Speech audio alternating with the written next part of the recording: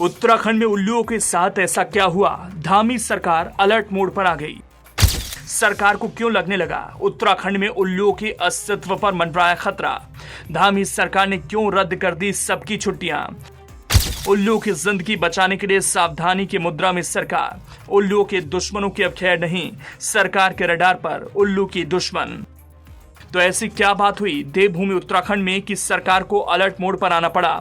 ऐसी क्या परिस्थितियां बनी जिससे सरकार को लगने लगा उल्लुओं के अस्तित्व के संकट के बादल मंडरा रहे? वक्त रहते फैसला लेना होगा, वरना उल्लू की जिंदगी को खत्म करने के लिए उसके दुश्मन किसी भी हद तक गुजर सकते हैं।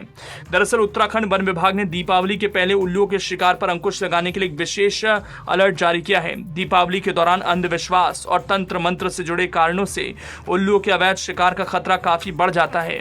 मां लक्ष्मी के वाहन माने जाने वाले उल्लुओं को तांत्रिक अनुष्ठानों के लिए बलि देने की घटनाएं इस अवधि में सबसे अधिक होती हैं। यह अलर्ट विभाग की ओर से उल्लुओं के संरक्षण और उनके अस्तित्व पर मंडराते संकट को देखते हुए जारी किया गया है।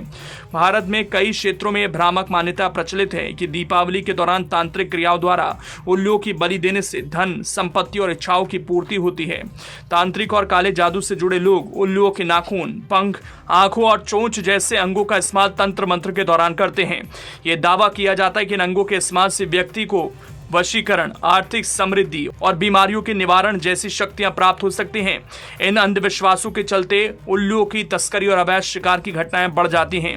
विशेष रूप से दीपावली के समय उल्लुओं की मांग में वृद्धि देखी जाती है, जिससे वन्य जीवों के अस्तित्व पर खतरा गहराता है। दुनिया भर में उल्लू की लगभग 250 प्रजातियां पाई जाती हैं, जिनमें से 50 प्रजातियां खतरे में हैं। भारत में उल्लुओं की लगभग 36 प्रजातियां हैं, जिनमें से कई संकटग्रस्त श्रेणी में आती हैं। भारतीय वन्यजीव अधिनियम 1972 के तहत उल्लुओं की सभी प्रजातियों को संरक्षित किया गया है। बावजूद इसके अंधविश्वास और तंत्र मंत्र के कारण इन प्रजातियों का शिकार जारी है, जो उनके संरक्षण के प्रयासों को प्रभावित कर रहा है। वन्य जीव कार्यकर्ताओं का मानना है कि तंत्र मंत्र और जादू टोने से जुड़े अंधविश्वास न केवल उल्लुओं के शिकार को बढ़ावा देते हैं, बल्कि इसके चलते इन संकटग्रस्त प्रजातियों का अस्तित्व खतरे में पड़ जाता है। भारत में उल्लुओं की तस्करी के कई मामले सामने आ चुके हैं, जिसमें इन दुर्लभ प्रजातियों को भारी कीमतों पर बेचा जाता है। इसके चलते उनके संरक्षण के प्रयासों को बड़ा झटका लगता है। इस गंभीर समस्या को ध्यान में रखते हुए उत्तराखंड वन विभाग ने सभी जिलों में उल्लुओं के शिकार पर निगरानी बढ़ाने के निर्देश दिए हैं।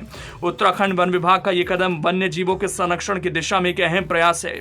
उल्लुओं का संरक्षण न केवल वन्य जीवों की जैव विविधता के लिए जरूरी है, बल्कि इससे पर्यावरण संतुलन बनाए रखने में भी मदद मिलती है। इस दिशा में विभाग का अलर्ट और सख्त निगरानी उल्लुओं के अवैध शिकार को रोकने में कारगर साबित हो सकता है।